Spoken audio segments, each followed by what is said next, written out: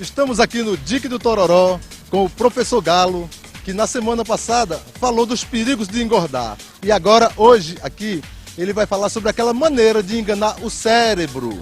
Que o cérebro, normalmente, quando sente necessidade de um determinado hormônio, ele pede comida. E o professor Galo hoje vai nos falar da possibilidade de enganar o cérebro, para que ele não peça mais comida e a pessoa não engorde tanto. Então, professor, tudo bem? Tudo bem, Zasal, mais um prazer aqui poder colaborar com a nossa sociedade no programa do bem. Eu falei da vez passada, no programa passado, que a energia que o cérebro utiliza é a glicose, né? E toda vez que ele sentir necessidade de glicose, ele vai pedir comida, né? E aí vai aumentar o apetite, vai diminuir o metabolismo do nosso corpo passa a não gastar tanta energia e por conta disso engorda. E eu falei também que tem umas dicas para enganar o cérebro. E o cérebro só sente fome, se sente ameaçado quando ele está trabalhando muito, ou seja, ele está ansioso, nervoso, preocupado, estressado, ou quando a gente faz uma atividade física ou qualquer atividade do dia a dia em alta intensidade, que vai utilizar a mesma glicose que o cérebro precisa. Ele vai sentir ameaçado. Com o exercício físico, o que é que a gente faz? A melhor forma é fazer com que o exercício vá para uma outra via metabólica que a gente sabe. Os telespectadores podem imaginar, que diabo é isso? Que coisa é essa? Via metabólica. Não, o corpo nosso, ele tem fontes de obtenção de energia, transformar a energia dos alimentos em uma energia chamada ATP, que é energia útil para nossas células do corpo utilizar, para nós vivermos. Então nós temos energia da glicose, ou do carboidrato, da proteína e da gordura. Toda energia que é armazenada no nosso corpo, ela é armazenada em forma de gordura. Ou seja, se a gente não gasta essa energia, ou se a gente consome uma maior quantidade de energia, tudo vira gordura e guarda nos adipócitos. Com o exercício físico, a gente tem que fazer um treinamento de modo a utilizar essa energia da gordura destes adipócitos, que é o excedente do nosso corpo, em função do exercício, para tirar essa quantidade para emagrecer. Com isso, também nós não vamos colocar o cérebro ameaçado, porque não é a glicose que a gente está tirando, e sim a gordura. Como é que a gente faz isso? Bom, eu digo sempre, qualquer atividade física não, uma atividade aeróbia de moderada a baixa intensidade. Como é essa atividade? Uma caminhada, mas não necessariamente ficar só caminhando. Não, nós temos que monitorar isso. Para saber que a gente está nessa via de queima de gordura, nós temos que medir os nossos batimentos cardíacos. Cada pessoa, em função da idade, tem o seu batimento, a sua zona de queima de gordura. Existe uma fórmula, que é uma fórmula do doutor professor Carbone, que faz 220 menos a idade. Essa fórmula vocês vão ver nos slides para a gente calcular a zona alvo. Nós vamos ver na imagem como é que a gente calcula isso. Mas a primeira coisa que a gente tem que fazer é o seguinte: medir a frequência, o pulso, em repouso. Coloca o indivíduo sentado, conta em 10 segundos quantos batimentos foram dados. Aí nós vamos anotar que é a frequência cardíaca de repouso. Guarda isso. Pega esse indivíduo, vê a idade dele. Por exemplo, uma pessoa de 40 anos, 220 menos 40, dá 180.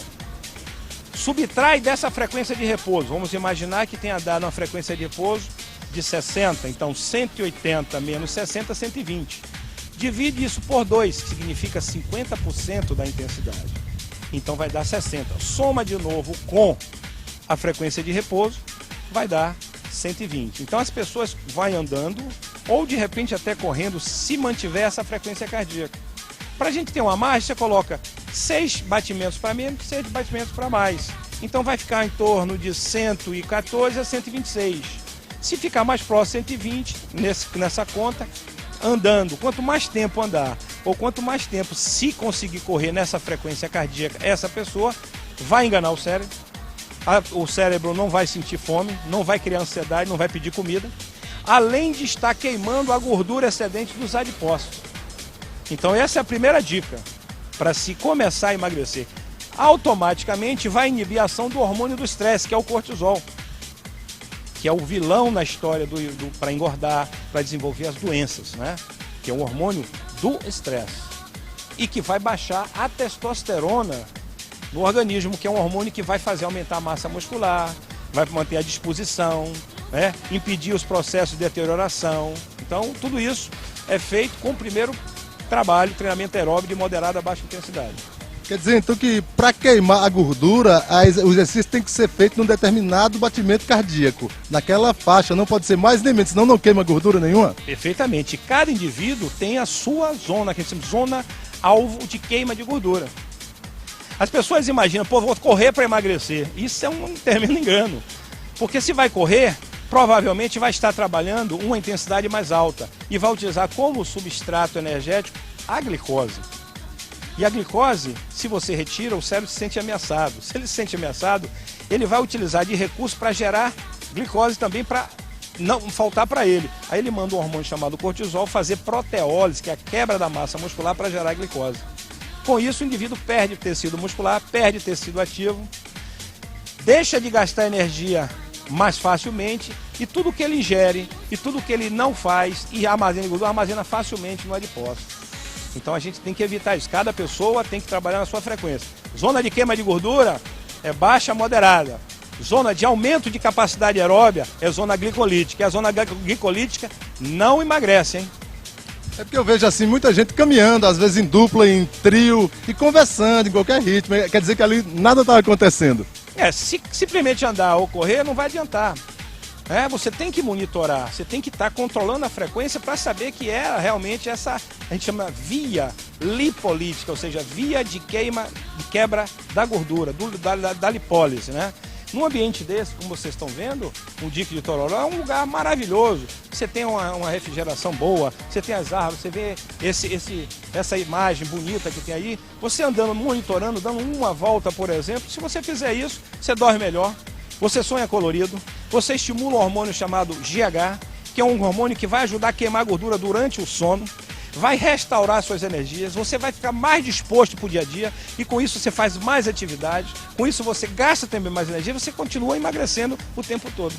Ok, e esse preparo, esse treinamento que você estava falando aí, que aumenta, diminui o hormônio, na verdade tem um hormônio que aumenta, que desce a libido, como é que faz isso aí? Você vai falar disso aí pra gente? Pois é, um dos grandes vilões do estresse também é a diminuição da libido. Muitas mulheres, muitos homens diminuem a libido por função do estresse. E para combater, ou seja, para neutralizar, né, o hormônio que faz com que diminua essa libido, que é o cortisol, é esse trabalho de aeróbio de moderada a baixa intensidade. Agora, para aumentar a testosterona, para aumentar essa energia para o dia a dia, essa disposição para namorar, para fazer as coisas, que é a testosterona, que é o hormônio da guerra, o hormônio bélico, o hormônio da decisão, no outro programa, nas dicas do programa do bem, nós vamos falar sobre aumento da testosterona com outro tipo de atividade. É isso aí, gente. Espera até o próximo programa que vai falar de libido, de testosterona para esquentar nesse verão. Não perca o próximo programa. Até lá.